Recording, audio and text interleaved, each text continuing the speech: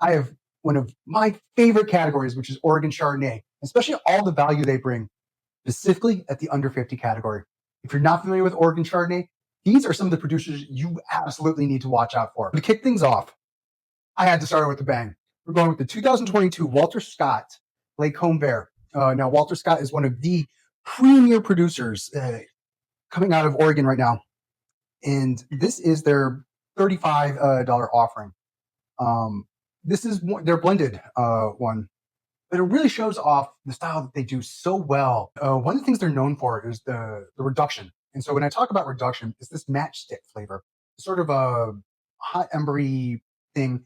And it is a specific style that you do come across in Chardonnay. And Walter Scott, in my opinion, is one of the best at that in the United States.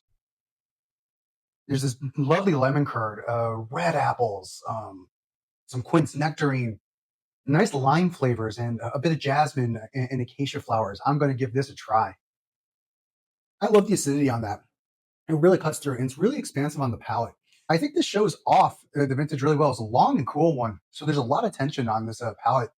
And it's really coming through really well in singing. Big fan.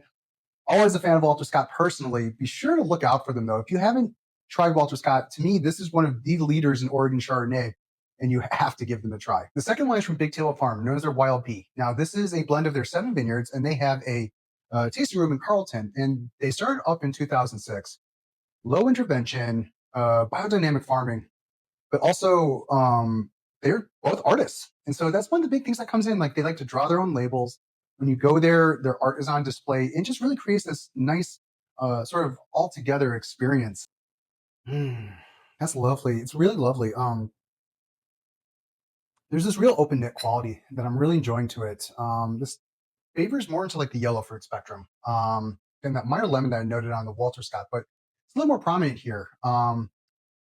Bit of kumquat, a bit of toast, a bit of daffodils, like this nice little minerality, and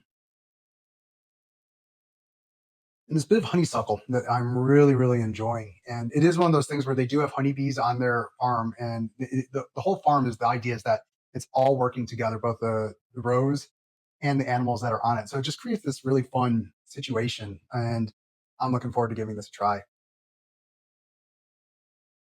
That is really textured, really pretty, really seamless on the palate. 21 was a real fast and warm vintage. So I think that comes through here really well, but it's not like blowsy or really like lacking definition. It's just really friendly, kind of like a puppy dog, and really well balanced, really textured. I'm really enjoying it. That honeysuckle is really coming through in a really delicious way.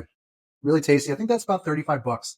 Well worth looking for. Now, our third wine, this is one that I'm really excited to try. So we have the 2021 White Walnut Dundee Hills Estate Chardonnay. This is around $50, and they only make 175 cases, so not much. Now, I've heard a lot of really good things about White Walnut. Very impressive things, quite frankly. This is my first time having them, so you guys are going to be tasting along with me. I have to say, just based on the nose alone, there's some hype that's being lived up to here. There's this lovely almond paste and a bit of like a lemon peel, like lemon drop. It's a bit of oil, and I don't want to say wax because it's not waxy, but it's just a bit of nectarine, maybe some hot wax oil.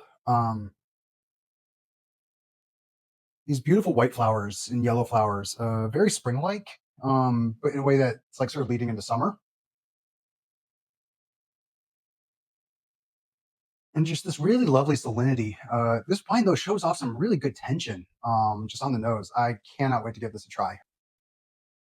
That's delicious. Really well textured, really lovely.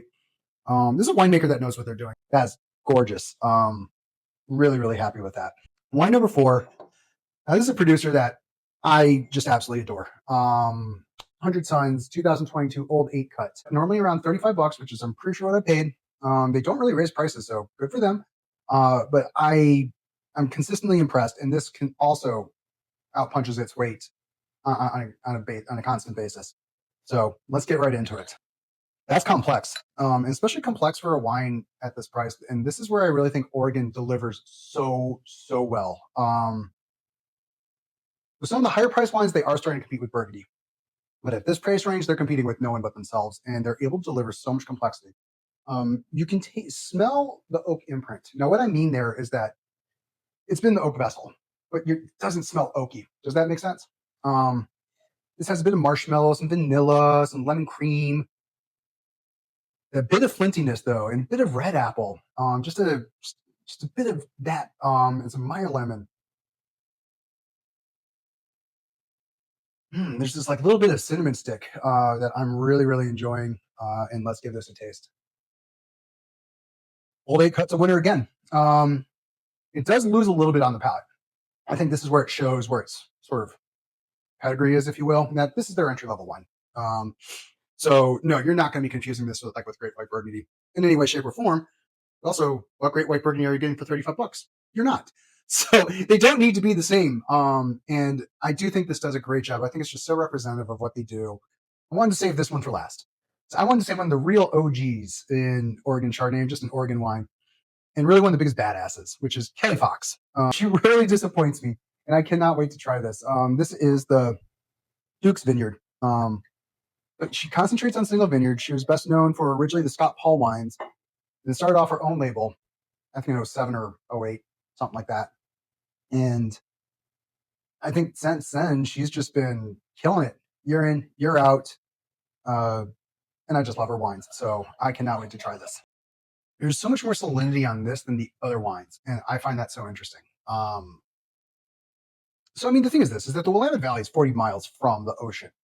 But it doesn't always taste oceanic, if that makes sense, right? Because you do have a mountain range to not be a full rain shadow, but it does block some weather. But you do get these gaps where you can get all that air and moisture to come in, sort of race in. And I'm getting a lot of salinity though, like as if this is like almost like right from the ocean.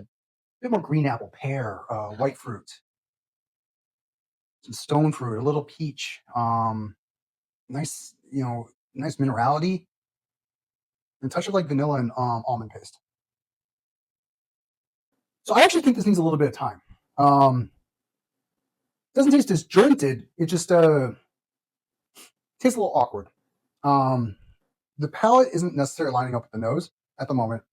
I do think maybe 3 years come together a bit more. But that's, to me, the power of Kelly Fox. You can get some really great wines at great prices across it all. And you're generally getting some of the best in Oregon. I know I gave all that praise for a wine that was feeling a little lukewarm about at the moment.